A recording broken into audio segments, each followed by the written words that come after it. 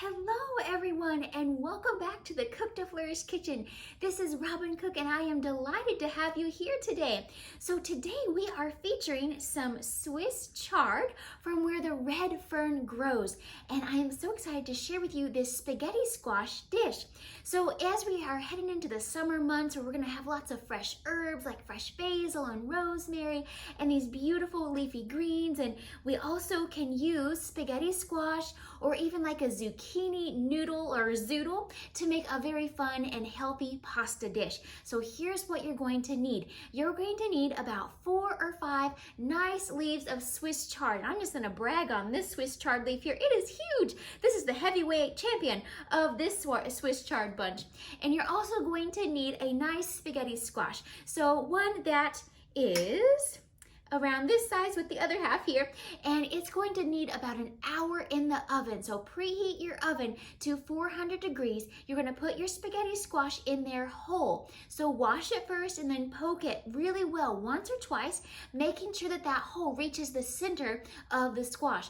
Put it into the oven, 400 degrees for about an hour. You can do that in the morning as you are kind of doing your morning routine, getting ready in the morning, so that way you can put it in the fridge and have it ready for dinner. That way you're not having to wait an hour, as you're cooking dinner. So that's one thing that I like to do, is to cook my spaghetti squash ahead of time.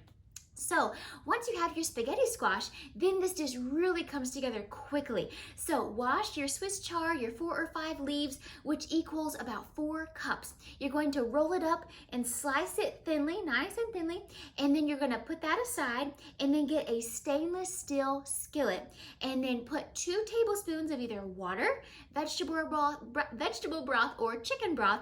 Heat it on high to let it get steamy on the stove, and then you're going to add your Swiss chard into that steaming pot. You're just going to stir that around for about 1 to 2 minutes until the Swiss chard is still bright green, but it's wilted considerably. It's probably about half to a quarter of its original volume. So now is the fun part. You get to put it all together, which is where we're picking up right now. So season it as you like with salt, pepper, maybe a little bit of garlic powder would be fantastic.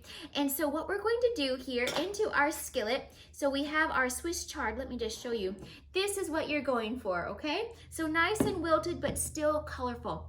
We are going to scoop out our spaghetti squash noodles. Oh, I love spaghetti squash.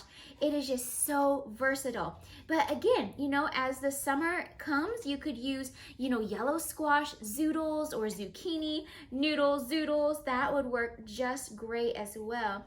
But I love using spaghetti squash because it's kind of a happy medium. It still gives you a really nice and hearty texture, but it has so many fewer carbs than regular pasta.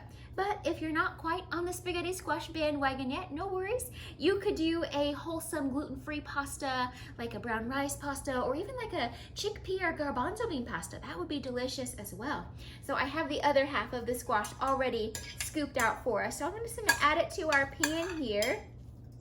And then we are going to jazz this up. Remember, I was saying that the fresh herbs are starting to come in abundance. So I went outside and I picked some fresh basil. So a few leaves of fresh basil go in here.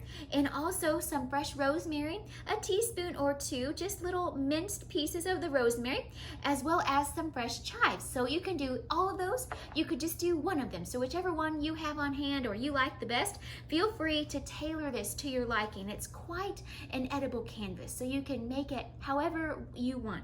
Now the last ingredient here is some sun-dried tomatoes packed in olive oil. So the only thing I like to look for with this is to make sure that the sun-dried tomatoes don't have added sulfites. So just make sure you read your labels. Sprouts, believe it or not, is a really good source for the sun-dried tomatoes. So you can do an 1/8 to a 1/4 cup of the sun-dried tomatoes. So now we are just going to toss this together. Now if you don't have Swiss chard, maybe in your CSA box you had spinach or kale instead, you can definitely swap that out. I was just using the Swiss chard for its beautiful color, and it's also rich in the nutrient magnesium, which is a wonderful calming mineral, which we can always use more of that. So my friends, this is where you can tailor this if you want to add a little more salt, a little more pepper, or if you want to drizzle it with some more extra virgin olive oil, that would be great. If you had any black olives or if you had any roasted garlic or onions and you really wanted to make this fancy, add it in. It would be delicious. But here we are. It is so simple to make this dish, super flavorful, very healthy, and it uses our beautiful vegetables from where the red fern grows. So thank you guys so much. God bless you, and I can't wait to see you again in the Cook to Flourish kitchen. Bye-bye.